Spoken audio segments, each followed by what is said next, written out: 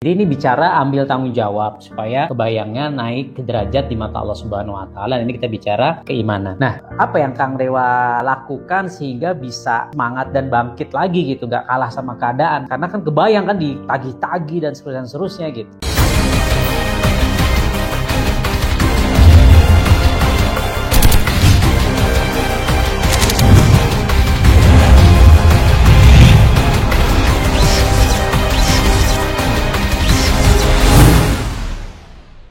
Iya betul, sama dok. Kondisi pada saat jatuh itu, dan saya rasa gak cuma sekedar orang yang punya utang besar ya, angkanya miliaran, yang bahkan cuma sekedar puluhan juta, ratusan juta, bahkan cuma jutaan doang gitu kan.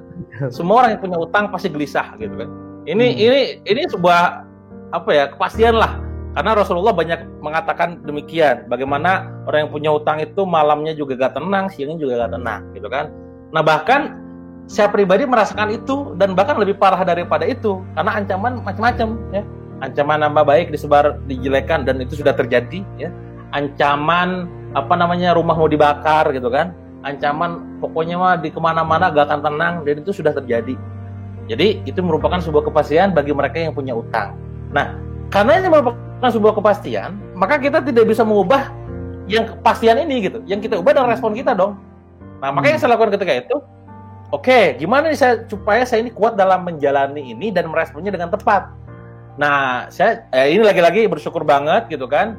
Saya waktu itu ditemani oleh orang-orang yang positif, ya, yang walaupun mungkin secara materi dia tidak membantu, tapi secara penguatan mental gitu kan, keimanan sangat membantu sekali. Itu yang pertama, dilingkari dengan orang-orang yang positif, yang punya keimanan yang sama-sama saling menguatkan. Yang kedua, saya masih bersyukur karena saya gak kehilangan iman saya gitu. Saya sering bilang makanya, dalam kondisi jatuh itu kamu boleh kehilangan seluruh harta, kamu boleh kehilangan seluruh uang, kamu boleh kehilangan seluruh kepercayaan dan teman kamu. Satu yang gak boleh hilang, keimanan kamu. Maka saya masih sempat dok datang ke kajian, walaupun lagi sulit gitu kan. Masih sempat nonton video di YouTube waktu itu, masih sempat baca buku. Sampai suatu ketika saya di masjid itu dengar kajian gitu kan.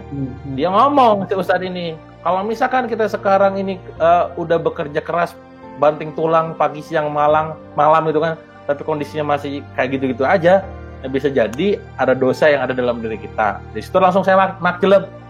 Oke, ini mungkin bisa jadi adalah dosa-dosa saya efeknya gitu kan. Terus juga di bacaan yang lain saya baca lagi, baca sirah, ada perjalanan bagaimana dulu Rasulullah pun pernah bertemu dengan orang-orang yang nasibnya kayak saya. Dengan Abu Umamah ketemu di masjid. Wahai Abu Umamah, kenapa kamu kok diam dulu di masjid sedangkan yang lain pada bekerja? Ya Rasul, iya nih, saya banyak utang gitu kan ceritanya. Nah, mau gak saya ajarkan sebuah doa amalan yang bisa membuat kamu lunas utang? Ya mau ya Rasul. Nah, doanya kayak gini. Allahumma inni a'udzubika minal hammi wal hazan, a'udzubika minal azzi wal kasal, a'udzubika minal jubni wal bukhli, wa a'udzubika min ghalabatid dain wa qahrir rijal. Saya bersyukur dulu pernah belajar bahasa Arab. Ya, di pesantren saya 3 tahun, everyday saya ngomong bahasa Arab dan bahasa Inggris, lughatul Arabiyyah wal lughatul Inzilziyah gitu kan. Sedikit banyak saya memahami kaidah bahasa Arab. Allahumma inni a'udzubika minal hammi wal hazan. Hammi itu bingung, hazan itu sedih, hammi itu gelisah, ya. Hazan itu sedih. Yang saya heran ketika itu, pada saat saya dengar kisah ini gitu kan, loh, orang punya utang, kenapa Rasulullah ngasih doanya itu? Nggak langsung aja, ya Allah utang saya banyak, beresin gitu kan. Itu doanya lebih enak aja gitu kan. Tapi kenapa kok konteksnya itu, tekstualnya itu, Allahumma inni a'udzubika minal hammi wal hazan. Gelisah, berlindung kepadamu dari rasa gelisah dan kesedihan. Minal ajzi, lemah gitu, wal kasal, malas. Minal jubni, pengecut, wal bukhli, bakhil, pelit gitu kan. Min ghalabatid dain, dari lilitan utang dan kesewenang-wenangan orang. Kesewenangan orang tuh kayak misalkan tadi ya, diancam, dikucilkan, dilecehkan, dinyinyir, ditagih, itu kesewenangan orang.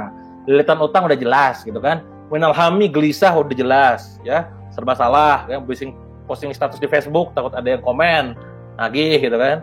Nomor telepon gak mau diangkat gak jelas, takut ada kolektor kan, gelisah gitu kan. Hazan, sedih, baunya sedih ya. Jubni, pengecut ya, pokoknya gak mau ketemu sama orang kan. Bukhli, bahil, mau disuruh sedekah, boro-boro sedekah, makan aja susah gitu kan. Nah ternyata di sini saya dapat pelajaran penting gitu kan, bahwa ternyata bayar utangnya itu nomor sekian gitu. Loh terus gimana Kang? pertama kali yang harus kita minta adalah tentang perasaan-perasaan ini. Maka minta sama Allah, ya Allah, ini kami berlindung dari rasa gelisah dan bingung gitu kan, dari rasa sedih dan malas, dari rasa pengecut dan bakhil, dari lilitan utang dan kesalahan orang. Nah, kalau ini sudah diminta sama Allah ibaratnya, dan hati itu tenang gitu kan, maka kita bisa bergerak dengan tenang. Solusi bakal datang dengan sendirinya.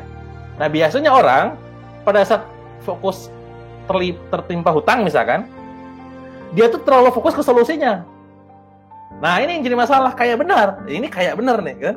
Oke Kang, kalau punya utang jangan fokus sama masalahnya, jangan fokus sama hutangnya, fokus sama solusinya aja.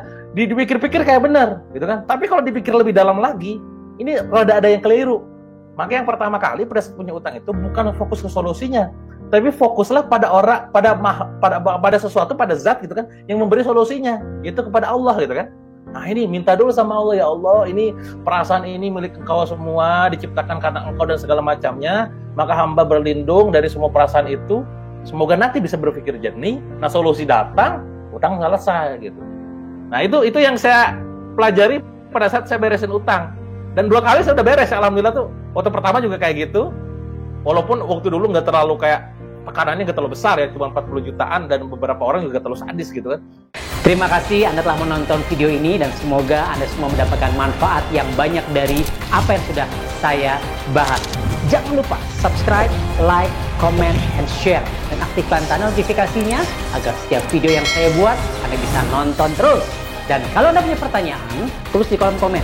Insya Allah saya akan jawab, dan bisa jadi saya akan buatkan video khusus untuk menjawab pertanyaan Anda. Sampai jumpa di video berikutnya. Live one, live amazing.